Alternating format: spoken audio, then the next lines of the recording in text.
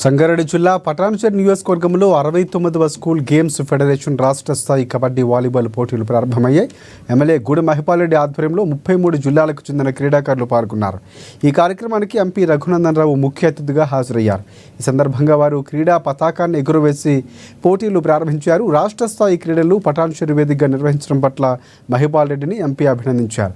ఇక నిరంతరం క్రీడల అభివృద్ధిని కాంక్షించే ఎమ్మెల్యే లభించడం పటాన్చెరు ప్రజల అదృష్టమని అన్నారు. ఒలింపిక్ క్రీడల్లో భారతదేశ విజయాల సంఖ్య పెరగాలంటే విద్యార్థి దశ నుంచి చదువుతో పాటుగా క్రీడలకు కూడా అత్యంత ప్రాధాన్యం ఇవ్వాలని ఆయన విజ్ఞప్తి చేశారు.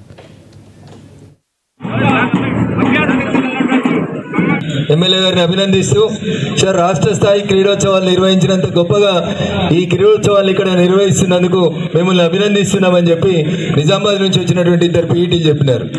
అప్పుడు ఎమ్మెల్యే గారు అన్నారు, తిడుతున్నా మీరు మమ్మల్ని పొగుడుతున్నారమ్మా అని అడిగినారు.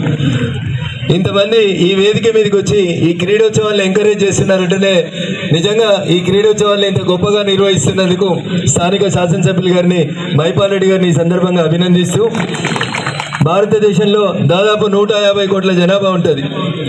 ఏషియన్ క్రీడోత్సవాలైనా ఒలింపిక్ క్రీడలైనా టీవీల ముందు కూర్చొని చాలా మంది బాధపడుతూ ఉంటాం. ప్రపంచంలో అందరికంటే ఎక్కువ జనాభా ఉంది నా దేశంలో, కానీ నా దేశంలో క్రీడాకారుల సంఖ్య తక్కువ ఉంది.